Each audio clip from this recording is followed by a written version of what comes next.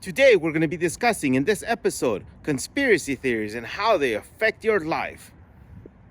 Wait, is that car leaking?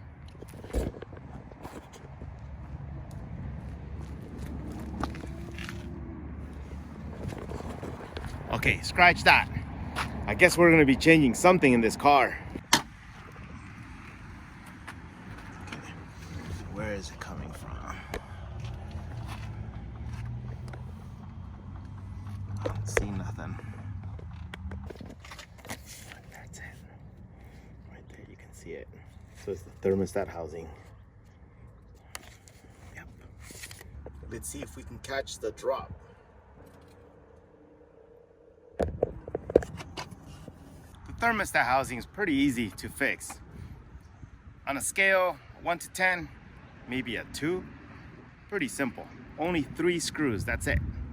But this is what it looks like. This is what we're going to be replacing today. All right, first we're going to be removing this hose. 1 screw here and another one down here. That's it. And then this comes off and it'll give us access to the thermostat housing. That's it. Pretty simple.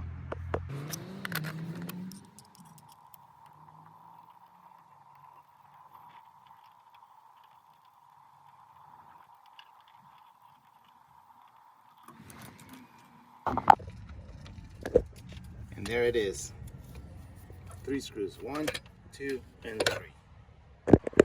Okay, we're also going to remove this line right here. And it's very simple. All you have to do is press and basically the line will kind of come off.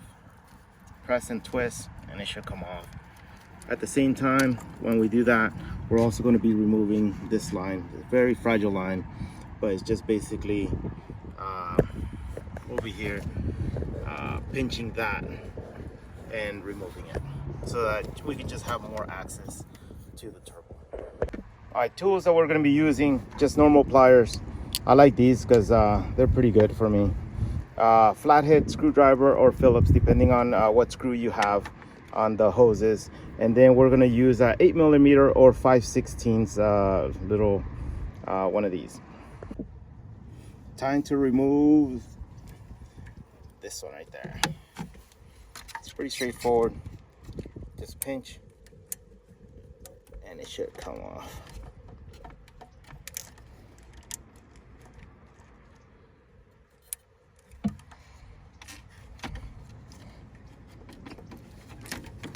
That's it. And then this whole mechanism comes off and just put it to the side. That's it. And now we have full access to our thermostat housing.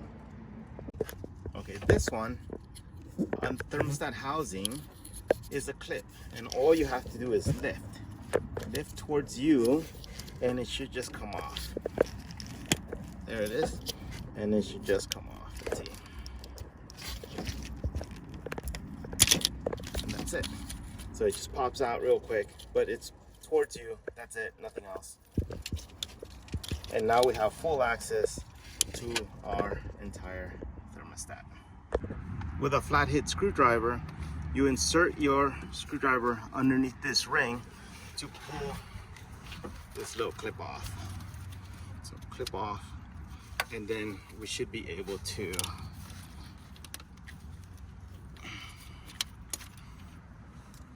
and then this should come off.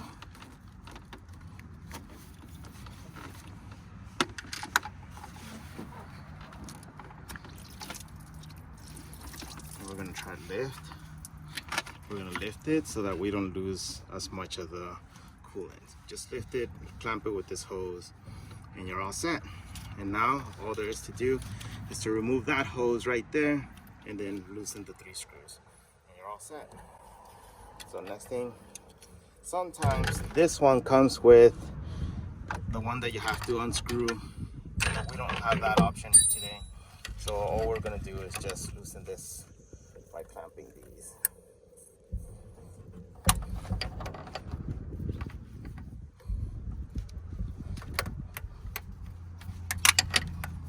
Okay, that should come off. And now we loosen our thermostat. Whoops.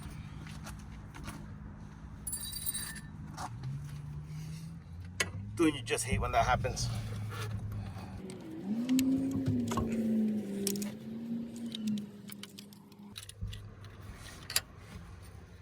It's pretty much hand tightened. It's nothing too special here. The hardest one to get to will be the one in the back. I mean the one on the bottom. See, I'm already loosening them up.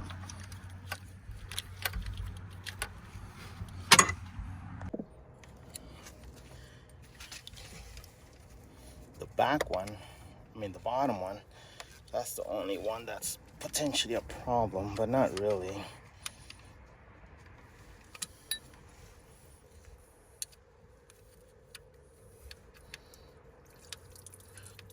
And you can tell that you're doing a good job because more fluid is going to fall out. Some people put a pan on the bottom to catch it.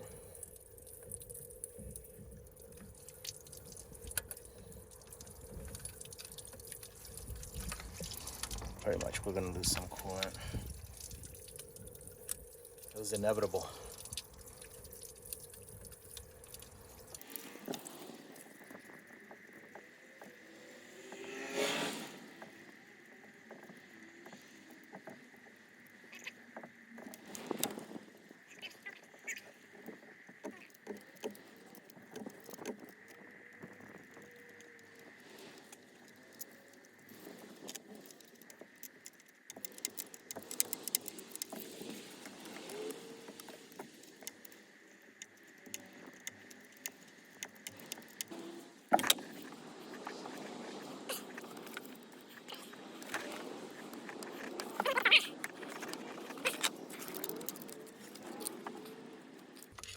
There we go, finally.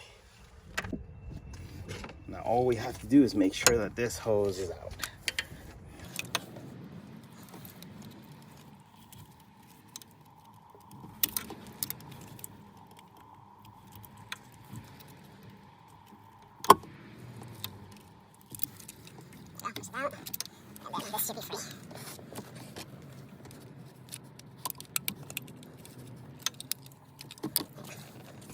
There it is. And there it is. And we can inspect it. Let's see what happens here. It's all flat. It's all flat on this end. It's like, so it was just a failure over time.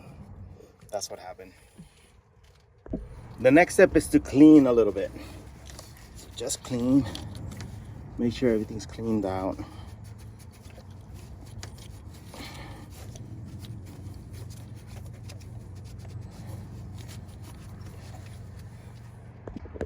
And that looks pretty good to me. And like Chris, somebody used to say, out with the old and in with the new. Hopefully that's not patentable or trademarked or something like that, because I'll be in trouble because I got nothing. And then we just reverse the process and then we're done. So I'm gonna see if I can speed through that. That way you guys can see it too, okay? By the way, I forgot to mention the new thermostat housing usually comes already with a thermostat already, and as you can see, the little housing, it has this plastic gasket which is pretty thick, and so that should help kind of seal everything up, especially after we cleaned it up. So just remember, get the OEM thermostat housing. Disclaimer, I meant OEM temperature for the thermostat housing, but it can be a universal.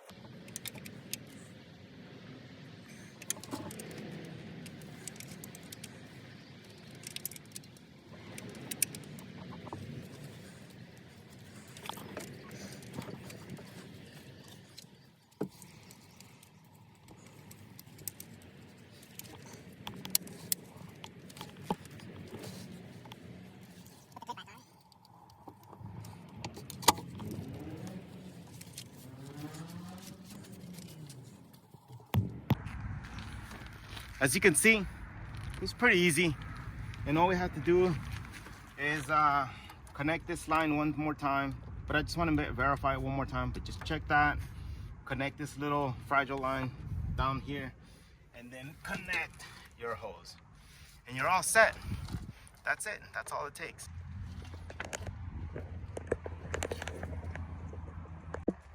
Okay, don't forget the coolant. I always buy full strength just because it's cheaper. All you have to do is add water. Water doesn't cost much, but it still costs a little bit. But here we go. Don't forget to add it.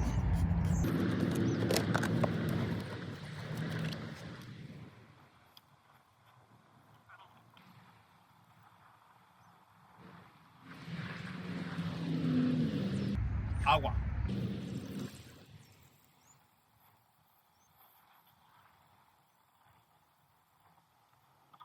And don't forget to check your work. Make sure it's not leaking.